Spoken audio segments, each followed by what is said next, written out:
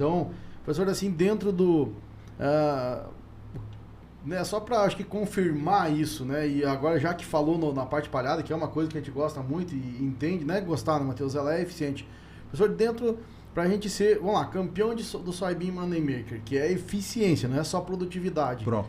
O que nesse sentido, assim, ó, um ou dois ou três fatores, o que o senhor achar que tem que ser, assim, aqui? Vamos lá, tá relacionado ao CO2, né? O que a gente podia, e eu acho que vai servir de exemplo para todo o Brasil, para toda a América Latina, esses dois, três pontos que o senhor mencionou, para eu ser eficiente mesmo, o que é que eu tenho que fazer, onde é que eu tenho que olhar dentro da minha fazenda, para além de ser campeão de produtividade, ser campeão em eficiência também? Pronto. Eu acho que essa é fácil. Eu acho que essa é fácil porque eu me balizo lá. Tem dados, né, professor? Nós temos dados hoje e uma das fazendas, inclusive que não teve um desempenho muito bom na safra passada, o maior problema deles... Não vou falar fazenda, mas eles são grandes amigos nossos e foram eles que contaram essa história para nós. Foi em relação à plantabilidade. O operador da semeadora deles brigou com a mulher. Daí ele pegou e queria terminar o trabalho logo para ir tomar cachaça ou fazer o que ele quisesse, sei lá o quê. Daí ele estava andando na semeadora dele a 10, 12 por hora para acabar logo. Daí a área que foi escolhida lá pelo seu Introville. O Introville é grande amigo nosso. Foi ele que falou para nós. Daí a área que foi escolhida por eles foi uma área que a gente olhava assim, pô, tem 3, 4 plantas sem planta, 3, 4 plantas sem plantas. Então a parte de plantabilidade, eu acho que no curtíssimo prazo, eu acho que ela é assim, a coisa mais simples que tem para ter um aumento da eficiência produtiva. E digo mais, essa eficiência na plantabilidade, ela não versa só sobre fazer uma boa regulagem de máquinas, andar na velocidade correta, não é só isso. Nós tivemos na área do seu Fernando De Vicari, do seu Vitor Barbosa, Fazenda Barbosa, uma plantabilidade muito boa em cima da palhada. Então a gente tem que manter o stand, não é só plantar bem, não é só ter uma semente com vigor e uma semente com germinação. A planta tem que se manter. Lá na nossa região, não é difícil chegar a 65, 70 graus a superfície do solo. Então a gente tem que plantar raso, porque vai ter uma camada de silt que vai fazer um bloqueio. Vou plantar raso, chegou a 65, 70 graus, acabou, morreu meu embrião.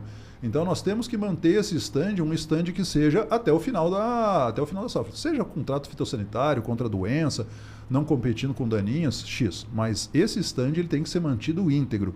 Então para mim essa é a grande máxima. Isso a gente consegue com cobertura de solo. Então a cobertura de solo ela é muito importante nesse item.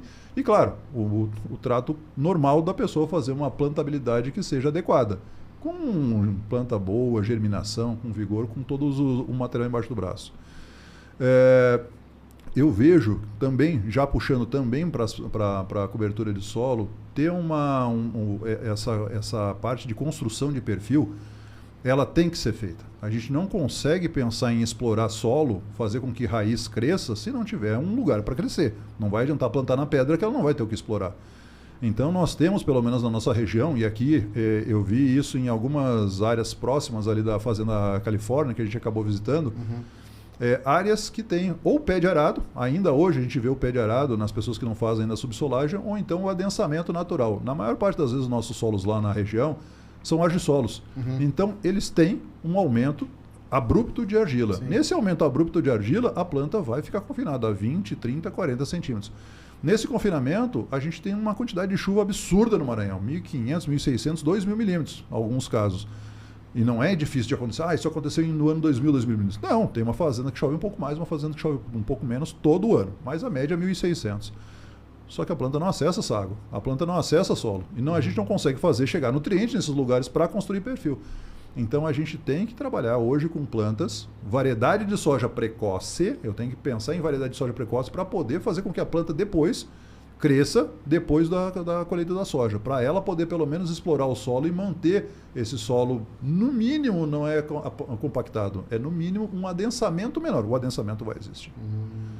Então são pontos que são chave. E ainda dentro dessa parte, a capacidade de água disponível, volta ao mesmo tema de sempre, a planta precisa de muita água quando ela entra ali no reprodutivo R1, R2, R3, R4.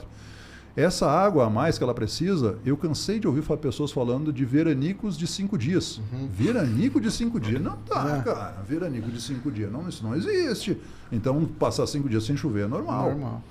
Então, essa parte da ter um armazenamento no solo, por ter mais matéria orgânica, e como a gente tem um solo sem estrutura, um solo que não tem agregados, não tem, o nosso solo não tem agregados.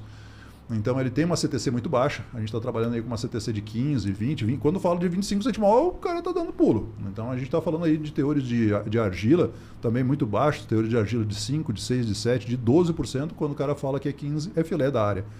Então são áreas que elas são propensas a ter puxar a produtividade para baixo. Então vamos pensar em produtividade mais alta, produtividade sem sacos, eu tenho que pensar no mínimo em tornar esse solo mais poroso. Isso eu só vou conseguir fazer com raiz, com aporte de matéria orgânica. E Leandro, a minha esposa Isabela fez doutorado nessa área ali. Ela coletou várias áreas ali na região, na fazenda do seu Vitor Barbosa, junto com alguns trabalhos também parecidos, né, conduzidos na mesma fazenda pela Embrapa. E não adianta, todos os solos que têm rotação de cultura, que entra milho, que entra braquiária, que entra gramínea, mesmo que seja só um milheto, elas vão ter uma produtividade mais alta. Mas para pensar em produtividade de 100 sacos, a gente tem que pensar em aporte de gente grande, a gente tem que pensar em aporte de carbono de verdade.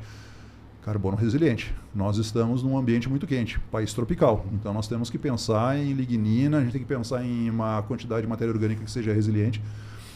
Essa matéria orgânica que ela é muitas vezes proposta, que ela serve pelas leguminosas, ela vai servir no todo. Ela vai ajudar, mas ela não vai segurar até a próxima safra.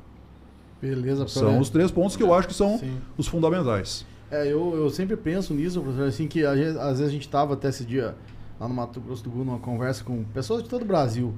E, então, assim, vem isso, e acho que dá pra gente falar até um pouquinho mais nisso.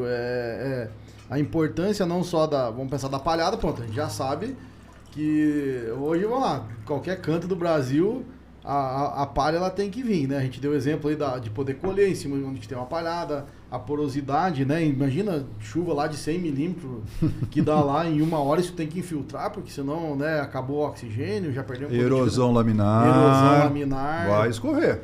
E aquela história, tu olha lá, parece que é plano na chapadinha, mas na verdade, né, não é tão, assim, vai ter isso por causa do volume de água que tem. Sim, a água vai escorrer, ela vai correr para algum lugar. E professor, daí vem um detalhe até, Matheus, que agora surgiu aqui na cabeça, assim, que a gente tem comentado, professor, e daí também ouvi a sua visão sobre isso, que às vezes na hora de a gente colher, e eu estava falando sobre justamente esse assunto, mix de cobertura, poxa, aí como é que é? Vamos lá, pegar o nosso nordestão aqui, que o Maranhão chove bem, a Bahia chove um pouco menos, mas hoje, professor, na minha visão, hoje o nosso maior problema de Nordeste, vamos puxar um pouco mais para nós aqui, eu acho que na verdade dá para todo o Brasil, mas o nosso problema hoje é carbono.